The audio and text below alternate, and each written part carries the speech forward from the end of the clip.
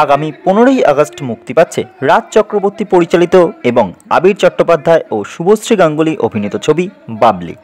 সম্প্রতি এই ছবির প্রমোশন হয়ে গেল উত্তর কলকাতার ডায়মন্ড প্লাজা মলে।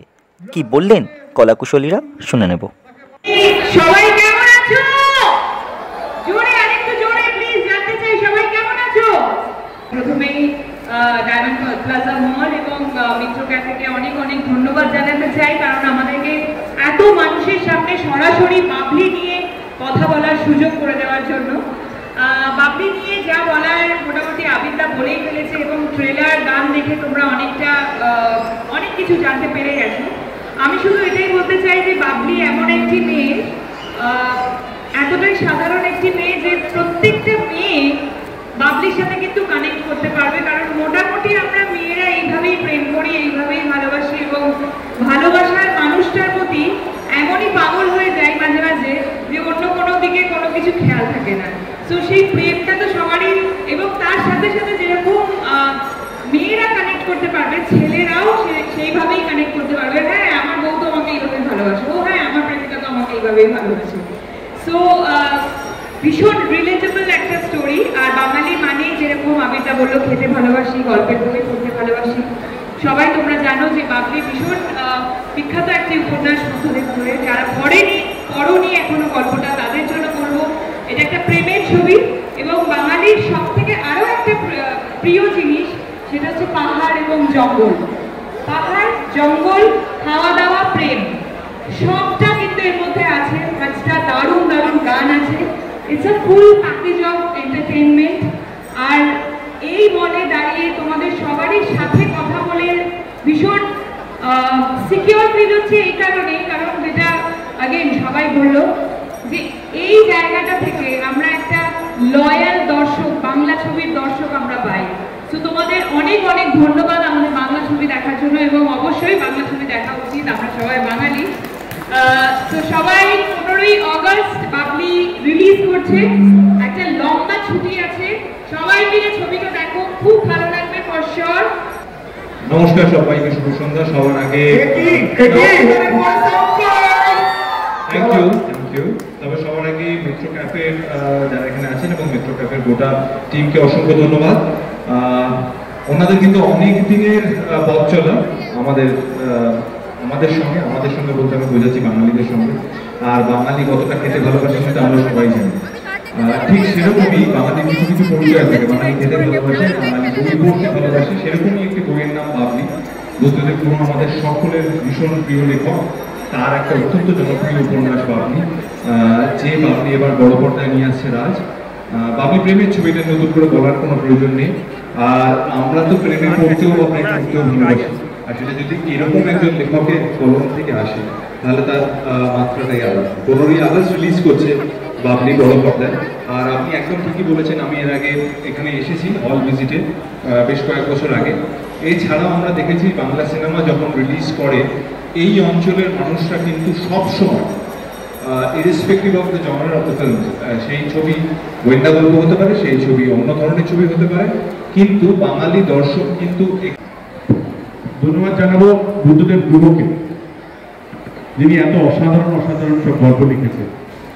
যারা আমরা ছোটবেলায় বই পড়ে বড় হয়েছি, এখন তো বই পড়ার চল চলে গেছে, বাট আমরা বইয়ের পোকা ছিলাম। বুদ্ধদেব গুরু আমার খুব ফেভারিট একজন রাইটার ছিলেন। তার সমস্ত বই পড়া, যখন পড়তাম তখন তো আমি নাটক করতাম, বিশেষ করে অভিনয় করতাম। তো তখন ভাবতাম যে বাবলি হোক, লবঙ্গীর জঙ্গলে হোক, বা একটু উষ্ণতার জন্য হোক, বা যে গল্পগুলো ছিল প্রত্যেকটা গল্পে যদি কোনোভাবে আমি যুক্ত হতে পারতাম। তো আমি যখন ডিরেক্টর হলাম, প্রথম 2004 সালে যখন টেলিফিল্ম বানাই, তখন আমি বুদ্ধদেব গুরুকে একবার বলেছিলাম যে আমি আপনার গল্পটা নিয়ে কাজ করতে চাই। তো উনি বলেছিলেন যে এটা টেলিফিল্মের গল্প নয়, এটা সিনেমার গল্প, যদি কোনোদিন সিনেমা করো তাহলে আমি তোমাকে দেবো। তো আমার সেই গল্পটা করতে এত বছর লেগে যায়। আমি 2021 সালে ওনার থেকে এই গল্পের রাইটস পাই এবং 2024-এ গিয়ে আমি এই গল্পটা বানাই। রাইটস ওনাকে দেওয়ার পর, উনি আমাকে দেওয়ার পর, উনি আমাদের মধ্যে আর নেই। ওনার খুব ইচ্ছে ছিল যে ওনার এই গল্পটা সিনেমা হোক, এবং সেই সিনেমাটা যে হতে পারে সেটা উনি বিশ্বাস করতে পারেননি। এবং আমি কৃতজ্ঞ ওনার কাছে যে উনি আমাকে এই গল্পটা করতে দিয়েছেন। নর্মালি বাঙালিরা সাহিত্যিক ধর্মের গল্প পেতে বা দেখতে পছন্দ করে।